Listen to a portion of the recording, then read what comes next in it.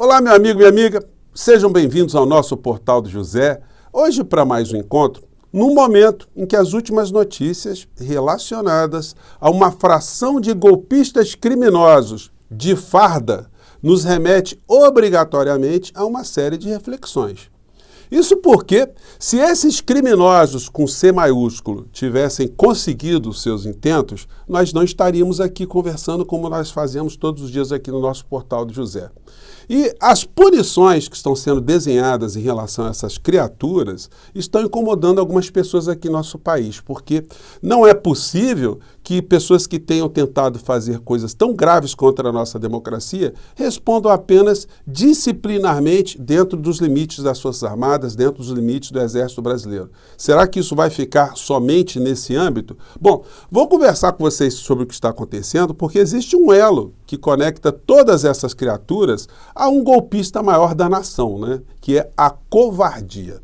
Vou conversar com vocês sobre o que está acontecendo, mas antes de mais nada, é sempre muito importante convidar você que está chegando nesse instante ao nosso portal e ainda não nos conhecia, para que, em primeiro lugar, você se inscreva aqui conosco e venha participar das nossas atividades.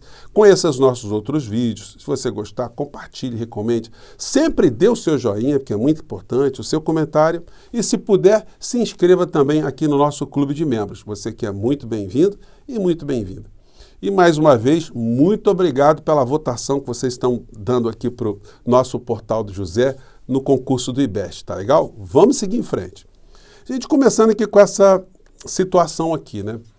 Bolsonaro avalia desistir de ida a ato pró-impeachment de Moraes. Ex-presidente sinalizou aliados que pode não comparecer à manifestação na Avenida Paulista marcada para o 7 de setembro. O falastrão covarde já falou algumas vezes, né? Convoco vocês para irem no 7 de setembro pela última vez. Aí, fundo musical. Tchan!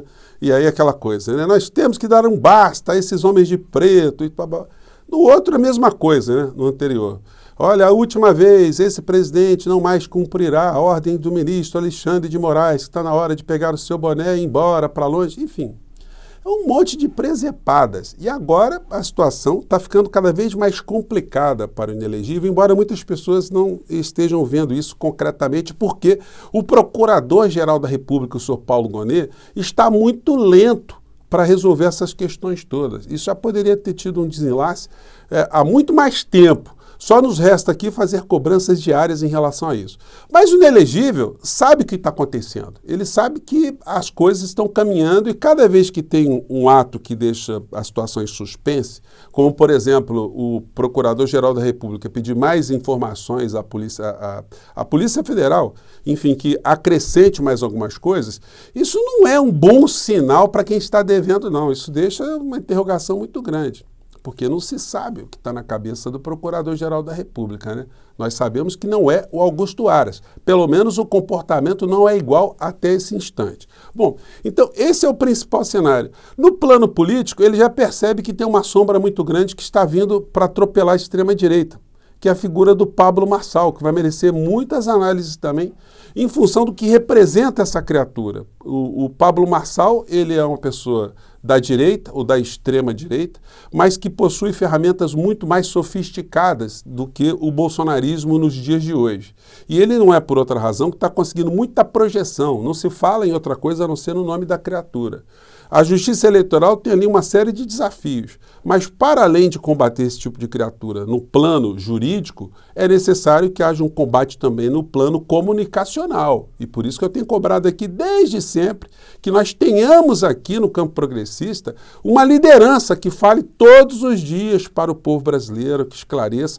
Vou comentar aqui. E essa liderança é o presidente Lula. E o presidente Lula tem que ser arrastado para esse tipo de combate. E eu vou mostrar aqui uma situação muito complicada que está acontecendo na comunicação do governo, mas que pode ser resolvida para enfrentar também esses desafios todos, né? Pois bem, então o bolsonarismo está percebendo que surgiu esse personagem, que tem uma linguagem muito mais sofisticada, tem muito mais conteúdo no plano do conservadorismo, da direita, da religião, do que a figura do inelegível, que, como eu sempre disse aqui para vocês, é uma pedeuta, uma pessoa que se especializou em se especializar em absolutamente nada.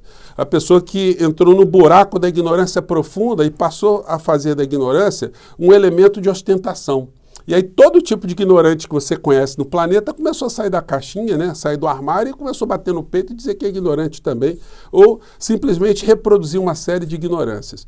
Esse tipo de personagem sem conteúdo está agora sendo atropelado porque o outro tem muito mais expertise em lidar com essas ferramentas. Isso representa um dano político muito grande para essa gente que achou que o bolsonarismo, no campo da extrema-direita, era uma coisa indestrutível, insuperável, insuplantável.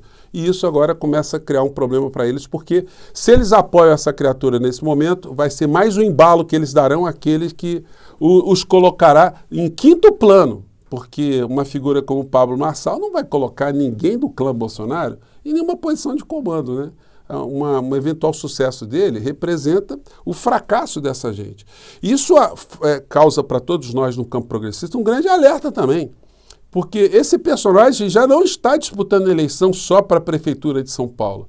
Ele já está disputando a campanha presidencial para 2026. Isso tem que ser percebido agora. E as ferramentas de enfrentamento no campo da comunicação têm que ser estabelecidas agora, já com muito atraso. E é por isso que eu tenho sublinhado isso todos os dias aqui no nosso portal do José. Bom, então tivemos essa situação. Aí temos essa outra aqui, né?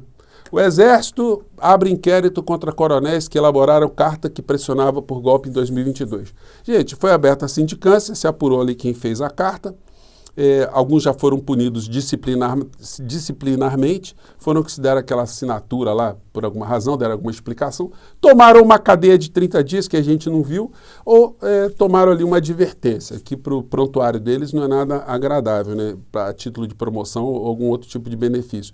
No entanto, o nome deles os nomes ficaram cravados para uma eventual ação criminal no plano civil, porque o inquérito do golpe ainda está sendo concluído pela Polícia Federal. Então tem muitas criaturas que vão ser responsabilizadas também no campo da justiça criminal comum. Eles que não pensem que estão sendo punidos só dentro das suas armadas, que acabou o problema, não.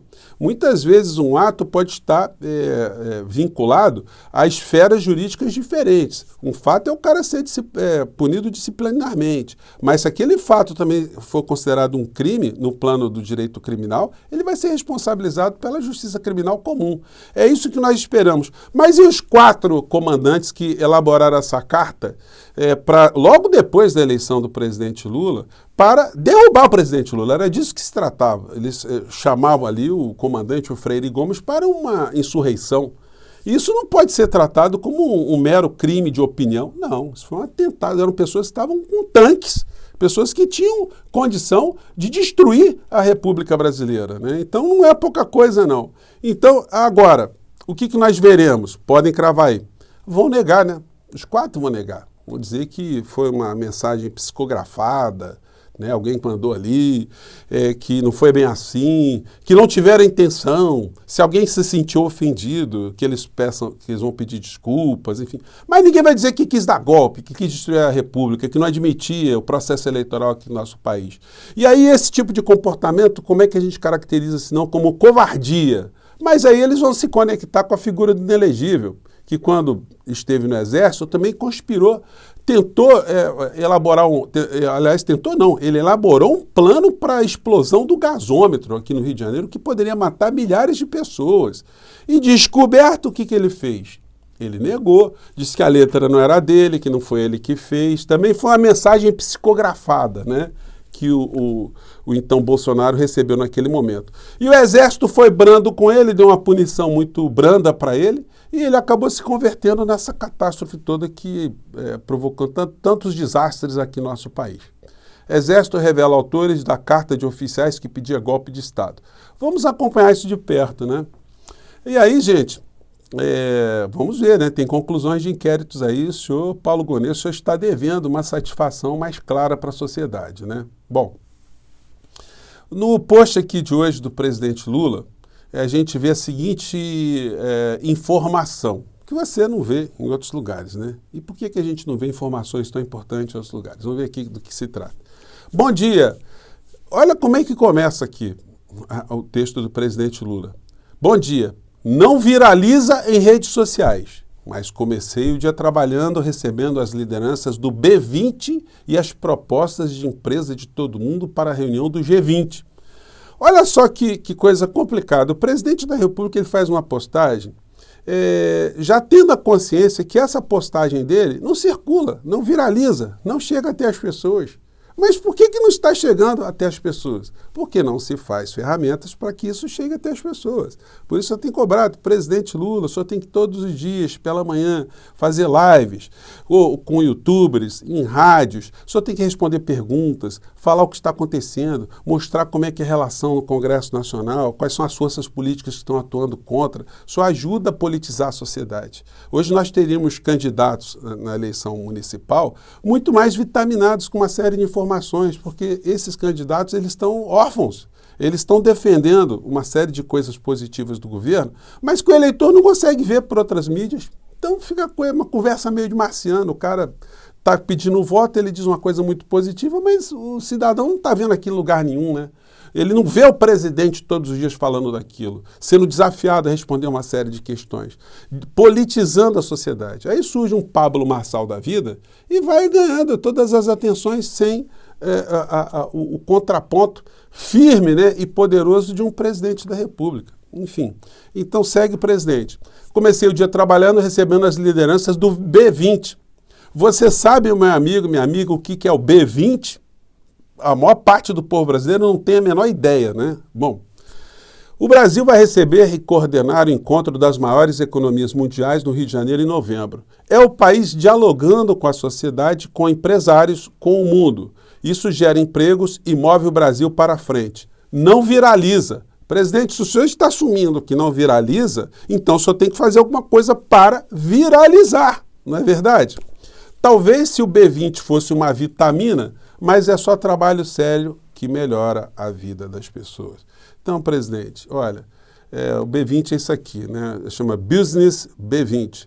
É um encontro preparatório do G20, meu amigo e minha amiga, que reúne 1.200 empresários das principais economias do planeta e que estarão aqui no Brasil. Aliás, já estão, né?